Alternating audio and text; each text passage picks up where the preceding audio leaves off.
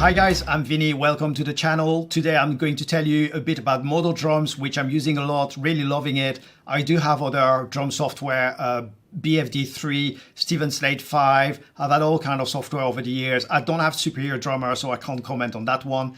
However, I can tell you that MODO drums is really excellent. I'm really loving it, and I prefer it over Steven Slate and BFD.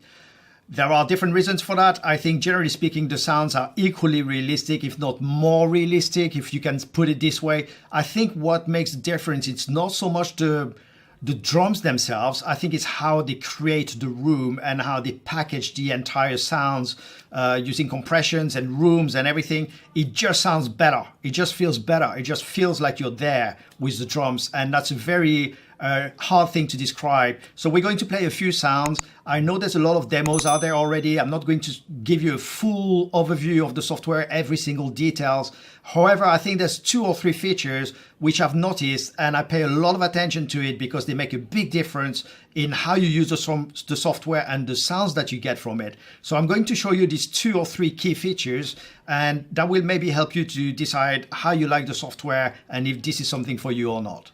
Let's listen to a few sounds.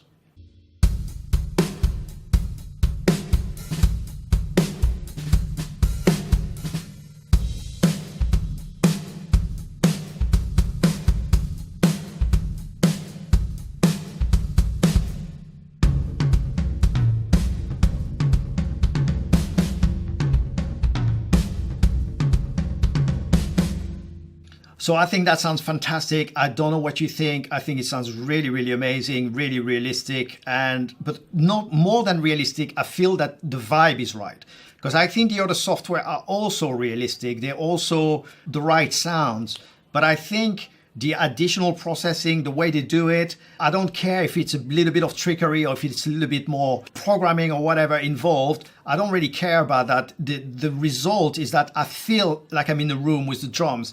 And I've played in a lot of bands, I've played a lot of gigs, I have a little recording studio. I know what feeling the drums is like. I know what being in a room with drums is like. And I know what recording drums sounds like. I feel that with that software. And I think over here, what I've done is a very, very basic custom kit that I've done. I've used the studio kit as the basic, and I've changed the snare for the grungy snare just for a little bit of different sound. And I've basically played with the rooms. So these are my initial reactions about the software, but I'm going to give you a couple of tips which I found extremely useful. So the most interesting thing that I think you need to look at is for the velocity button, because depending on how you set the velocity, you will get very different sounds for the overall kit. And I think that's a little bit unusual to have that feature, because in my opinion, the velocities comes from what you're playing. When you're hitting, that should be the velocity of the kit. The kit should receive the information as to whether you hit it really hard, or if you hit it really soft, or if you did ghost notes and all these kind of things. And normally that's how it is. You hit, the velocity curve is recorded, and the kit responds to that velocity curve. But what I found with MODO drums is that they have an additional velocity, if you like, a second level layer of velocity. And that's a bit confusing, that's a bit unusual, and it makes a big difference to the sound.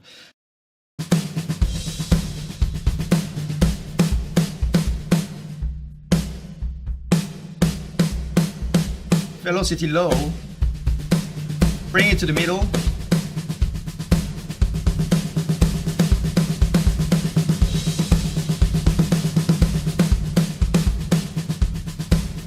So whichever way you set this is going to make a very big difference to your sound. Let me see if I can find something a bit straighter.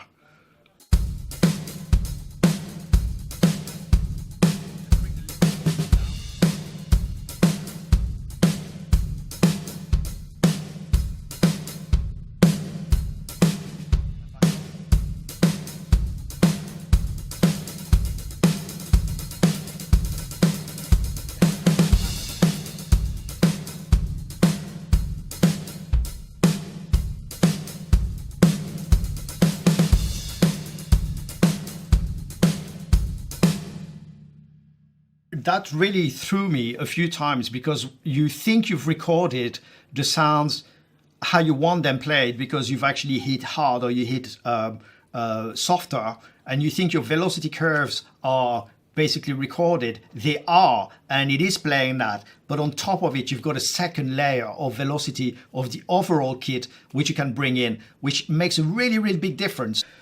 The second thing that I would say is there is a lot of processing going on in these drums. If you go into the mixer, you will need to pay attention to all the sends that are already set up. And you can select here, so you can see here that there's an overall compression, there's an equalizer on, there's always quite a lot of stuff when you start with their default settings. And depending on what you're doing, if you want to record things without any effects because you're going to do your own mix or something like that, you may want to pay attention to that.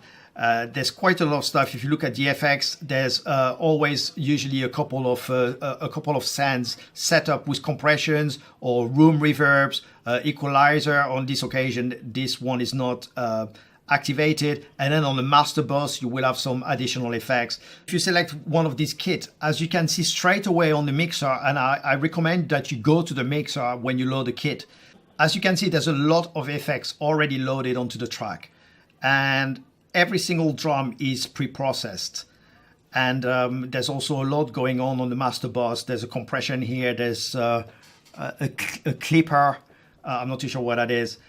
So depending on what you're trying to do, just pay attention to what's actually set up on these drums. It makes a big difference if you switch them off.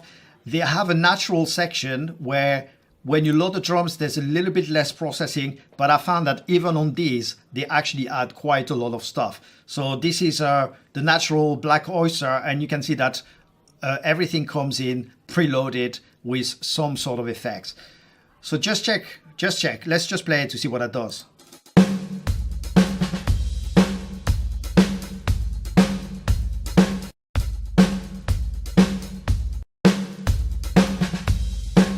The one thing I would say is that I think the effects are pretty well judged.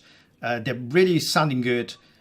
It's IK Multimedia already have some pretty good algorithms for compression and so on. They already have quite a lot of stuff with their T-Rax range and all this kind of stuff. So they're not like cheap sounding, second-rate effects. I think they pretty much I just presume that they're using pretty much the same algorithms, that they're bringing them in. Maybe it's a slightly cut down version, so the processor is not overloading. But I have to say the effects sound very good. So the third thing that I would say is pay attention to the rooms.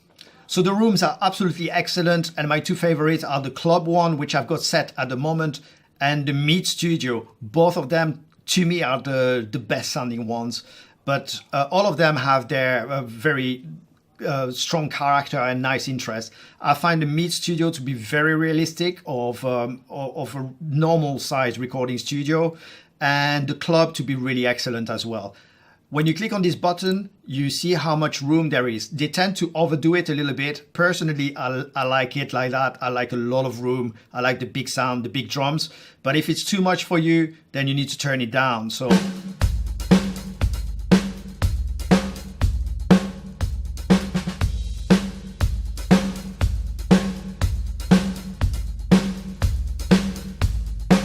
that was the club. That was the club room.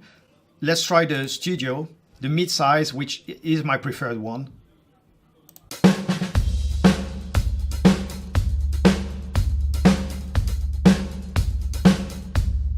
Very studio-like to me. I mean, from my experience, it sounds very realistic. And I think that's a really great thing. Now, one slight trick that you need to look at as well is for each drum, how much MODO drums by default sends to the overheads. But I found when I wasn't 100% satisfied with the sound and I couldn't work it out by writing the room up and down, I realized that every single time I realized that actually I needed to adjust the individual drum send to the room and to the overhead, and that fixed everything. So if it's too much, let's say this. Okay, I'm gonna give it less overhead and less room. Let's see what happens.